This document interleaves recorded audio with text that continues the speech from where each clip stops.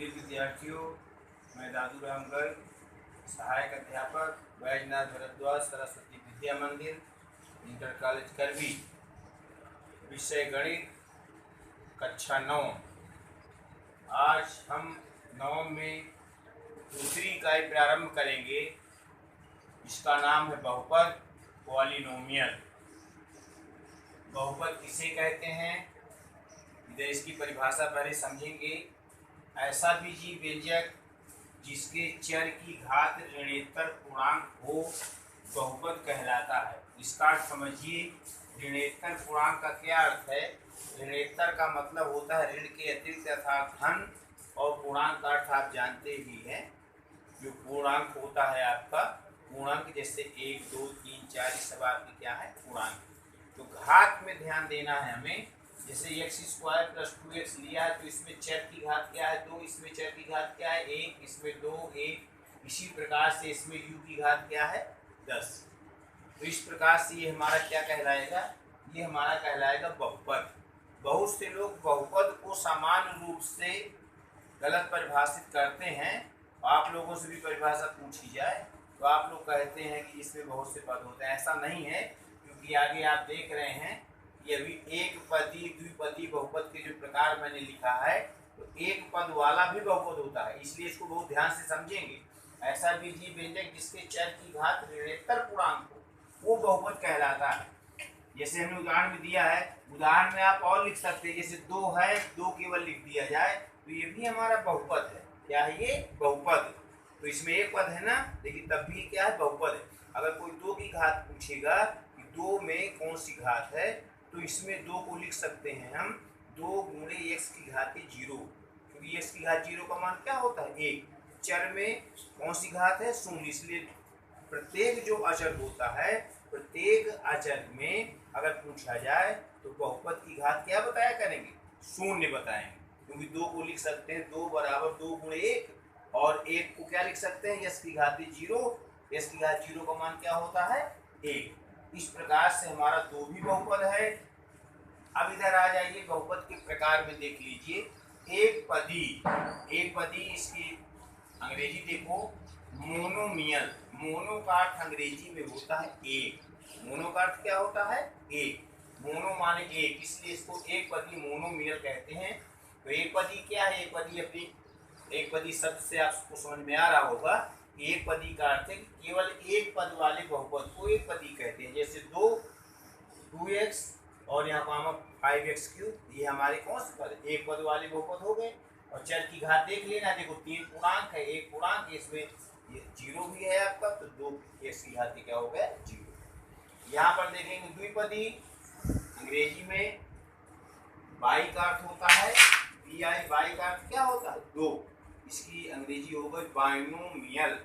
जिस बहुपद में केवल 2 पद हों द्विपदी कहते हैं। जैसे x + 1 y की पावर यहाँ 30 + 1 x² - x, 2 पद हैं, आप देख रहे हैं। और पद कैसे अलग करते हैं आप देखते हैं। चिन्ह के बाद जो है हमारा पद अलग होता है। प्रत्येक x एक पद हो गया, प्लस के बाद u1 आपका हो गया एक पद। इसी प्रकार से इसमें जो है ये आपका 2 पदी हो गया। त्रिपदी, केवल 3 पदों वाले बहुपद को त्रिपदी कहते हैं। x² + 3x + 2 कितने पद हैं? 1, 2, 3। तो इस प्रकार से जो है ये हमारा त्रिपदी बहुपद हो गया। बात समझ में आ गई? एक पदी मोनोमियल, द्विपदी बाइनोमियल, त्रिपदी ट्राइनोमियल। ट्राई माने अंग्रेजी में क्या होता है? 3, TRI।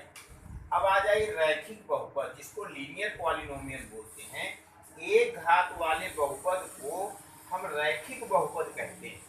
रैखिक माने जिसके चर की घात अधिकतम क्या हो? 1 हो, तो हम उसे रैखिक बहुपद कहते हैं। जैसे 2x - 1, x में कौन सी घात है? 2 - y, y में कौन सी घात है? 1। तो यहाँ पर x और y ये हमारे भिन्न भिन्न चर आप इसमें ले सकते हैं, लेकिन हमें चर की घात का ध्यान देना है कि ऋणेतर पूर्णांक होना चाहिए था, धन पूर्णांक होना चाहिए। इसके बाद द्विघात बहुपद, क्वाड्रेटिक पॉलिनोमियल। घात 2 वाले बहुपद को द्विघात बहुपद कहते हैं। जैसे 5 - y², y में कौन सी घात है? 2, इसलिए कौन सा हो गया? Quadratic polynomial. x² + 3x, x में कौन सी बड़ी घात है? 2, इसलिए इसको हम कहेंगे द्विघात बहुपद। अब आइए द्विघात बहुपद, यहाँ एक पदी, दो पदी, त्रिपदी हैं, और यहाँ घात में जिसमें एक घात है वो रैखिक बहुपद हो गया आपका चर की घात। अब द्विघात जिसकी चर की घात क्या है, अधिकतम घात क्या है, बड़ी घात इसकी क्या है, डिग्री ऑफ पॉलिनोमियल जिसको बोलते हैं 2 है।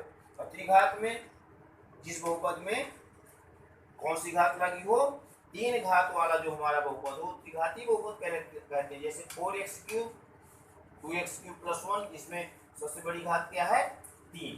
तो इस प्रकार से हो गया त्रिघाती बहुपद। कौन सा बहुपद हो गया, त्रिघाती बहुपद। इसके बाद देखिए बहुपद की घात क्या होती है। बहुपद की घात अर्थात बहुपद में देखेंगे चर की जो सबसे बड़ी घात होती है वो बहुपद की क्या कहलाती है, बहुपद की घात कहलाती है। तो इस प्रकार से डिग्री ऑफ पॉलिनोमियल जो बहुपद की घात है वो हमारी चर की सबसे बड़ी घात हमारी बहुपद की क्या कहलाती है, बहुपद की घात कहलाती है। अब यहाँ समझ रहे हैं कि ऐसा कोई पद हम आपको बता रहे हैं कि जो बहुपद नहीं है, उसका आप समझ लीजिए तो आपको बहुपद और क्लियर हो जाएगा। अभी बहुपद के हमने आपको बहुत सारे उदाहरण दिए। अब जैसे बहुपद नहीं है तो उसके लिए जैसे हमने लिख दिया कि x² + x + 3, अगर इसको लिखा जाए तो क्या ये बहुपद है, तो इसमें चर की घात 2, ये तो ऋणेतर पूर्णांक है, पूर्णांक भी है और धन भी है। लेकिन √x को आप जानते हैं कि √x को हम लिखते हैं x की घाते 1/2। घातांक नियम में आपने भी देखा होगा, ये जो यहाँ पर 2 लगा हुआ है √x का मतलब होता है कि इसका वर्गमूल निकालना। वर्गमूल का मतलब कि x में 1/2 घात लगी होगी। इसी प्रकार से अगर घनमूल है तो घनमूल में भी आप देखते हैं कि x की घात 1/3 हो जाता है। तो ये देखिए क्या है, ये आपका पूर्णांक नहीं है, घात कौन सी है, धन की तो है, 1/2 जो है धन है, लेकिन पूर्णांक नहीं है। अर्थात 1/2 का मान अगर देखेंगे 0.5 आएगा तो पूर्णांक नहीं है, इसलिए कहेंगे कि ये हमारा बहुपद नहीं है। क्या नहीं है, ये हमारा बहुपद नहीं। तो इसलिए आपको समझ में आ गया होगा। और जैसे यहाँ पे लिख दिया जाए 2 प्लस, यहाँ पर देखिए यहाँ पे और कोई पद ले लीजिए, जैसे यहाँ पे ले लें 3/y। इस प्रकार से अगर लिख लिया जाए तो इसको देखिए क्या बहुपद है, तो इसमें 2 प्लस घातांक नियम से 3 × y⁻⁻1, क्योंकि यहाँ पर एक घात है, ये जो ऊपर जाएगा घातांक नियम से तो क्या हो जाएगा माइनस। तो ये हमारा क्या है, ये माइनस में आ गया। एक हमारा जो है इसको धन में होना चाहिए, इसलिए हमारा यह भी हमारा बहुपद नहीं है। ये कारण हम आपको इसलिए बता रहे हैं कि बहुपद की आपको क्लियर परिभाषा जो बताया है वो क्लियर हो जाए, उदाहरण के लिए बहुपद नहीं है, इसलिए कि y जब ऊपर जाएगा तो y का -1 आ जाएगा। हमने बहुपद भी बताया कि ऐसा बीजी व्यंजक जिसके चर की घात क्या हो, ऋणेतर, ऋणेतर माने धन, अपूर्णांक। तो यहाँ आप देख रहे हैं कि यहाँ माइनस आ रहा है, धन नहीं आ रहा है, इसलिए ये भी हमारा बहुपद नहीं। तो इतनी बात आपको समझ में आ गई होगी बहुपद के बारे में। बहुपद के प्रकार भी आपको बता दिया और बहुपद के बारे में आपको एक पदी, दो पदी, त्रिपदी, रैखिक बहुपद, द्विघात बहुपद और त्रिघात बहुपद के बारे में भी आपको बता दिया।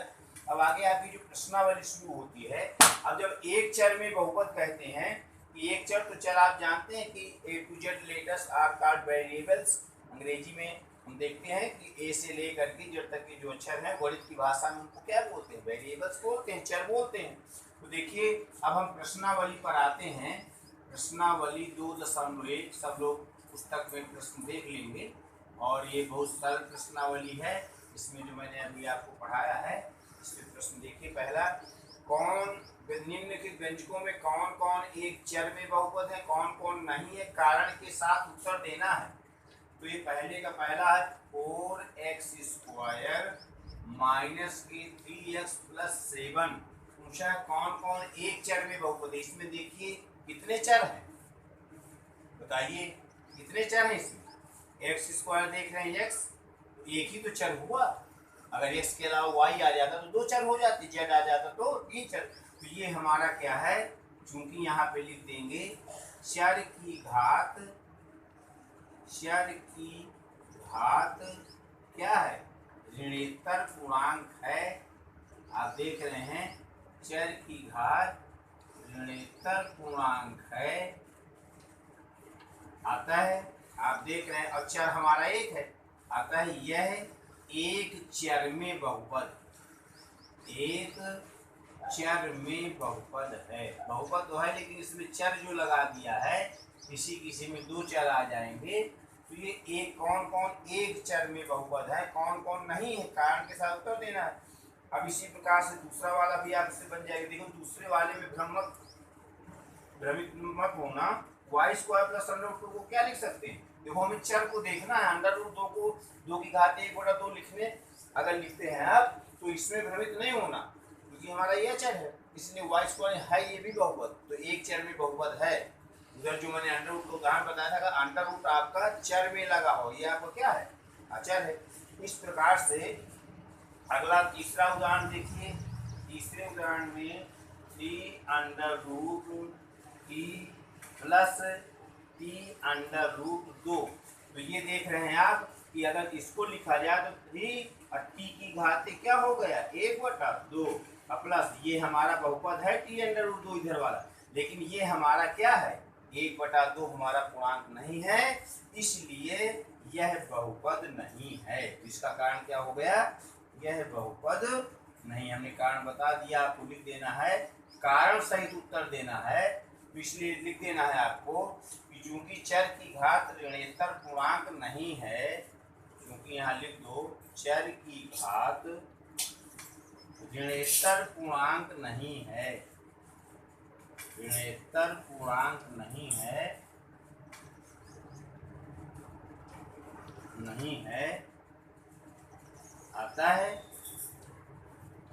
यह बहुपद नहीं है, यह बहुपद नहीं है। इस प्रकार से इसके उदाहरण आपको समझ में आ रहे होंगे। एक प्रश्न और इसमें देखिए, बाकी जो प्रश्न इसमें मैं छोड़ देता हूँ उनको आपको स्वतः हल कर लेना है, उसी तरह के हैं क्वेश्चन। अभी एक उदाहरण मैंने बताया था, यहाँ पर y+2/y यानी बहुपद है, तो बहुपद नहीं। क्यों? y+2 अगर इसको ऊपर ले जाएंगे तो y की घात क्या हो जाएगा? -1, अतः यह भी बहुपद नहीं है। तो एक चर में ये आपका चर तो एक है लेकिन बहुपद नहीं, इसलिए नहीं है, ये ऋणेतर पूर्णांक नहीं। पहला प्रश्न आपको हो गया। अगला देख लीजिए, बहुत छोटी प्रश्नावली है, इसमें छोटे छोटे प्रश्न हैं। प्रश्न नंबर दूसरा देखिए। दूसरे का पहला, x² का गुणांक लिखना है। क्या लिखना है?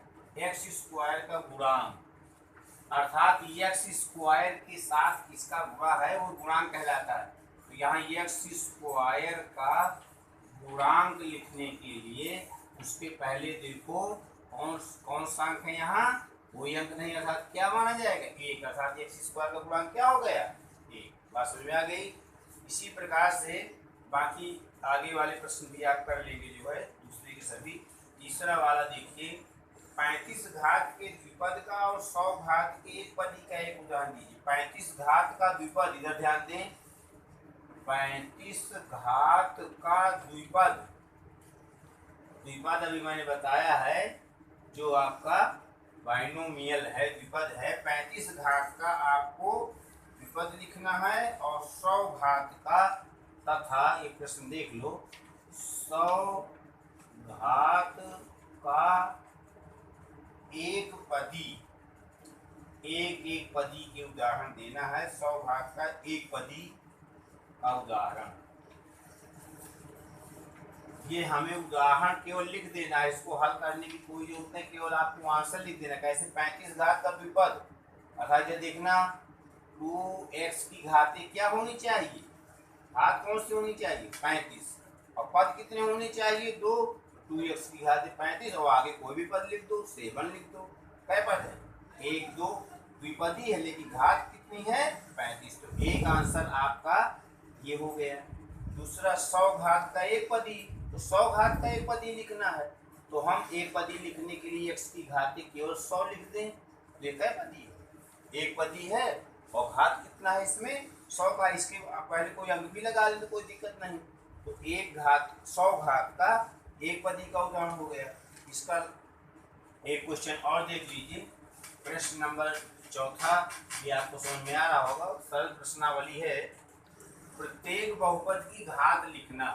तो बहुपद की घात क्या होती है? चर की सबसे जो बड़ी घात है वो हमारी बहुपद की घात कहलाती है। 5x³ plus 4x² plus 7x बहुपद की घात। तो यहाँ पे आपको सबसे जो बड़ी घात है वही बहुपद की घात कहलाती है। तो बहुपद की घात, तो बहुपद की सबसे बड़ी घात क्या है यहाँ पर? 3। तो ये हो गया, आपका आंसर हो गया। इसी प्रकार से ये आपके 5वें क्वेश्चन को देखिए, चौथे के शेष कर लेंगे। अब इसमें 5वां देख लीजिए, कौन कौन बहुपद रैखिक है, कौन कौन द्विघाती है, कौन कौन त्रिघाती। तो जो मैंने अभी परिभाषाएं आपको बताया, 6 परिभाषाएं जो बताया था, उन्हीं परिभाषाओं में से ये तीनों प्रश्न आपके जो है आगे द्विघाती भी पूछा है और कौन से रैखिक बहुपद है, कौन से त्रिघाती है। तो बस लिखते जाना है यहाँ पर x² प्लस x। ये किस प्रकार का बहुपद है? मैं आपको उदाहरण में बता चुका हूँ। जो है किस प्रकार का बहुपद है ये? द्विघाती। चूंकि चर की घात क्या है? जो बड़ी घात होती है वो चर की घात कहलाती है। तो बड़ी घात सबसे कौन है इस बहुपद में? 2। जो चर की घात क्या है? 2 है। आता है एक प्रश्न में लिखे देता, बाकी आपको लिख लेना है। आता है, यह है, किस प्रकार का बहुपद है? द्विघाती बहुपद है, 2 घात वाला है, इसलिए ये हो गया द्विघाती बहुपद है। बात समझ में आ रही होगी। बस अंतिम क्वेश्चन है इसका, जो है एक कोई लेना चाहे तो और ले लीजिए। जिसमें 1 घात होगी वो आपका कौन सा रैखिक बहुपद कहलाएगा, और जिसमें 3 घात होगी वो आपका त्रिघाती अर्थात त्रिघाती बहुपद कहलाएगा। तो ये प्रश्न समझ में आ गया होगा। तो आगे अगर कोई दिक्कत है तो आगे आप पूछ सकते हैं। इस प्रकार से ये प्रश्नावली आपकी समाप्त हो गई। तो ये जो परिभाषाएं मैंने लिखवाया उनको याद कर लेना है, उदाहरण बताया है और प्रश्नावली भी पूर्ण कर दिया। 2 दशमलव को अपनी कॉपी पे हल कर लेंगे। धन्यवाद। आगे अगली क्लास में